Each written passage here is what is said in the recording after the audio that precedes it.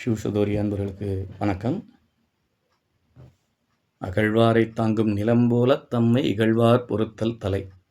ஏன்னா போன கிளாஸில் விட்டதோட கண்டினியூஷன், அதனால தான் அதே குரல்லையே ஆரம்பிக்கிறேன். ஏன்னா ஒவ்வொன்றுமே நம்ம 18 நிமிஷம் போட்டுட்டு இருந்தோம், அதை 9 நிமிஷம் ஆக்கணும் அப்படின்னு சொன்னதுனால நம்ம அதை நேரத்தை குறைத்ததுனால கொஞ்சம் எந்த இதுக்குள்ளேயுமே சரியாக போயிட்டு அதை முடிக்கிறதுக்குள்ளே நேரம் போய்டுறது. இப்போ இதில் பரிகாரம் பற்றி பார்த்துட்டு இருந்தோம்.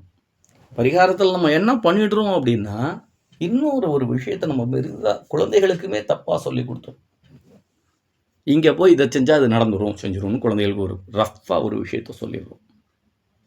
இப்போ ஸ்ரீராமஜெயம் எழுதி போடு சரியாயிரும், நான் இல்லைன்னு சொல்லவே இல்லை. ஆனால் அதோட பொருள் என்னங்கிறத தெரிஞ்சுட்டு சொல்லணும்.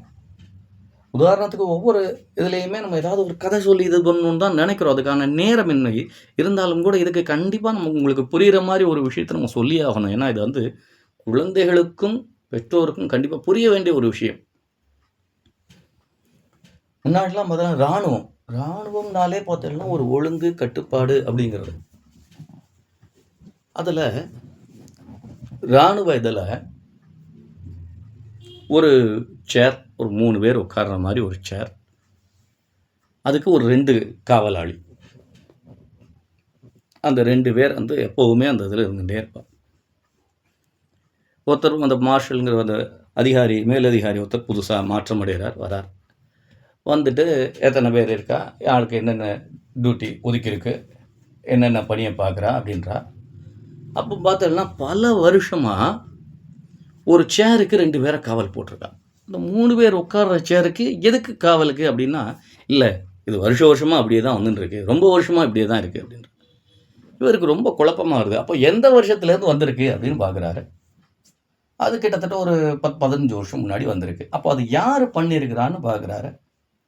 அது ஒரு குறிப்பிட்ட அதிகாரி பண்ணியிருக்கிறான்னு தெரியுது. அவர் இப்போ இங்கே இருக்காரான்னு பார்த்தா இல்லை, அவர் ரிட்டையர்டே ஆயாச்சு. கிட்டத்தட்ட அவருக்கும் வயசு ஒரு 60-65 வயசு. உடனே இவருக்கு ஒரு ஆர்வம், எதுக்கு அந்த சேர் மேலே அவ்வளோ தூரம் ஒரு இதை இது பண்ணான்னு தெரியலையே. ஒருவேளை அந்த சேரில் ஏதாவது வேல்யூபிள் திங்ஸ் இருக்குமோ, அந்த சேருக்கு வெளியில் ஏதோ ஒரு இதை இது பண்ணிவிட்டு அதுக்கு உள்ளுக்குள்ளே ஏதாவது ஒன்று இருக்குமோ.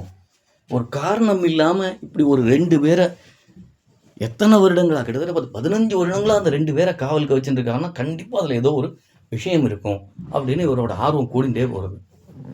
உடனே என்ன பண்ணுறாரு அப்படின்னா, ஒரு சண்டையை கணக்கு பண்ணி அவர் எங்கே இருக்கிறாங்கிற அட்ரஸ் எல்லாம் கேதர் பண்ணி அவரை போய் பார்த்தே தீர்றதுன்னு முடிவு பண்ணிடுறார். கொஞ்சம் சிரமப்பட்டுனாலும் அந்த இடத்த போய் அவரை போய் பார்த்துடுறார். அவர் இருக்கார். அவர்கிட்ட போயிட்டு கேட்குறார். கொஞ்சம் போன உடனே இதை கேட்டக்கூடாதே அப்படிங்கிறதுனால கொஞ்சம் எப்படி இருக்க, என்ன ஏது என்னங்க அது நலம்லாம் விசாரிச்சுட்டு, சார் ஒரு சின்ன சந்தேகம் அப்படின்னா சொல்லுங்கன்றார்.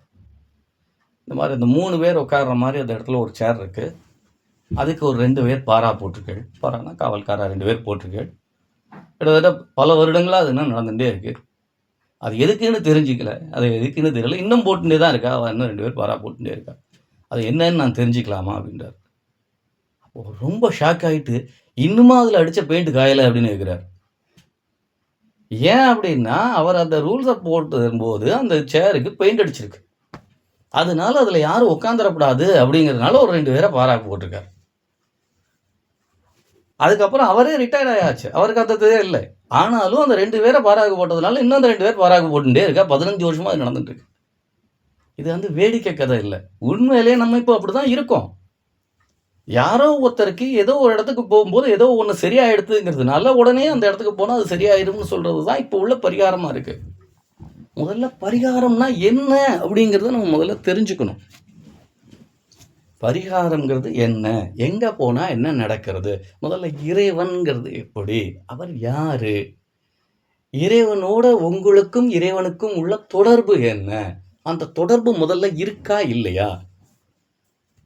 நான் இதுக்கு முன்னாடி உள்ள கிளாஸ்லேயே சொன்ன மாதிரி முதல்ல நீங்களும் இறைவனும் பழகணும். போய் பார்த்த உடனே அவன் ஏதோ ஒரு கடன்காரன் மாதிரி அவன்கிட்ட உடனே அந்தால இதை கொடுத்துரு, அதை கொடுத்துரு, அதை கொடுத்துரு, சகல சௌபாக்கியங்கள் கொடு. என்ன ஏன் கொடுத்து வச்சிருக்கியா இல்லையே. முதல்ல இறைவனை பார்த்து ரசிங்க, அவர் உங்களை பார்க்குறாருன்னு பரிபூர்ணமாக நம்புங்க. இதுவே இல்லை. நிறைய பேர்கிட்ட பார்த்தீங்கன்னா முண்டி அடிச்சுட்டு போய் முன்னாடி போய் நான் கிட்ட இருந்து பார்த்தேன். நீ இறைவனை பார்த்தேன், இறைவன் உன்னை பார்த்தாரா? அவர் பார்வையிலேயே நீ இல்லையே, அவர் காலுக்கு கீழே போய் நான் நின்றுருக்க. கோயில் வழிபாடுல நிறைய விஷயங்கள் இருக்கு. நம்மளோட ஒவ்வொரு இதுலையும் நான் அதை சொல்லணும்னு தான் ஆசைப்படுறேன். என்னன்னா, ஒரு நடுவில் யாரும் நின்று பார்க்கக்கூடாது அப்படிங்கிறதுக்கு மகாபெரிவாளே ஒரு தரம் சொல்லிப்பா, எதிரில் நின்று பார்ப்பவன் எதிரி அப்படின்னு. அதுக்காக இதை மட்டுமே படிச்சுட்டு நம்ம எந்த விஷயங்கள் சொன்னாலுமே அதை அனுபவிக்கிறத விட்டு அதில் உள்ள குறைகளெல்லாம் கண்டுபிடிச்சி அது இப்படி இல்லை அப்படி இல்லைங்கிற விளக்கம் கொடுக்கறதுக்காக தயவுசெய்து இருக்கிறத முதல்ல ஒத்துக்குங்க. எதுக்கு அடித்தாலும் இன்னும் பார்க்கக்கூடாதுங்கிறதுனால தான் நந்தி, கொடிமரம் இதெல்லாம் எதுக்கு வச்சா? நேரன்னு இறைவனை பார்க்கக்கூடாது. அப்போ இடது பக்கமா வலது பக்கமா? அதுதான் நம்மளோட சரசாஸ்திரம்.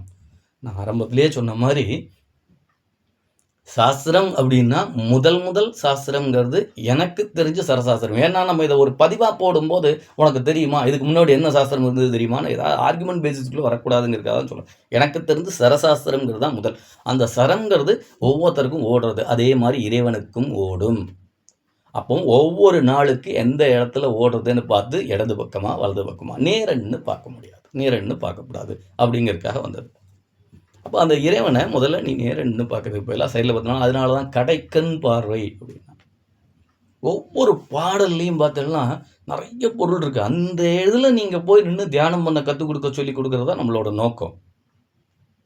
எவ்வளவோ வார்த்தைகள் இருக்க, பித்தா பெரிசூடின்னு ஏன் சொன்னா? நம்ம முதல்ல இப்போ இதுக்கு முன்னாடி இந்த பரிகார கிளாஸில் முதல்ல சொன்னோம், பைத்தியம் மாதிரி இருக்கணும் அப்படின்னு. ஜப்பான் உட்பட பல முன்னேறிய நாடுகளில் ஒரு பழக்கம் இருக்குது. என்ன அப்படின்னா, உங்களுக்கு மனசு சரியில்லைன்னா ஏதாவது ஒரு மலை மேலே ஏறி இன்னும் யாருமே இல்லை அப்படிங்கிற இடத்துல இன்னும் ஓன்னு கத்துறது. அப்போ நார்மலான செயலா? அது வித்தியாசமான செயல் மாதிரி தான் தெரியும். ஆனால் அதனால் உங்கள் மனம் லேசாகிடும். இன்னொரு பழக்கம் உண்டு. நீங்கள் ஒவ்வொருத்தரோட பழகும்போதும் ஒவ்வொரு பொம்மையை வாங்கி வச்சுப்பா. உங்கள் மேலே ஏதாவது கோவம்னா நேராக வீட்டுக்கு போன உடனே உங்களை மாதிரி இருக்கிற உருவ பொம்மையை எடுத்து ஒரு சின்ன பக்கத்தில் இருக்கிற குச்சியை வச்சு சட்டு 4 அடி அடிப்பா. அவளுக்கு உங்களையே அடித்த மாதிரி ஒரு ஃபீலிங். இதெல்லாம் குழந்தைத்தனமாக தெரியலாம். உண்மையிலேயே குழந்தைகள் மட்டும்தான் மகிழ்ச்சியாக இருக்கா. நீங்கள் குழந்தைகள்லேருந்து இதுக்கு முந்தின கிளாஸ்லேயே சொன்ன மாதிரி நான், எனக்கு, இது எனக்கு வேணும் அப்படின்னு நினைக்கும் போதே நீங்கள் குழந்தைத்தன்மையிலேருந்து மாறிடுவீங்க. குழந்தைகளுக்கு மட்டும்தான் அடிக்கடி சொல்கிறேன், குழந்தைகளுக்கு மட்டும் இறந்த காலம் கிடையாது. நீங்களும் அப்படி தான் இருந்தீங்க.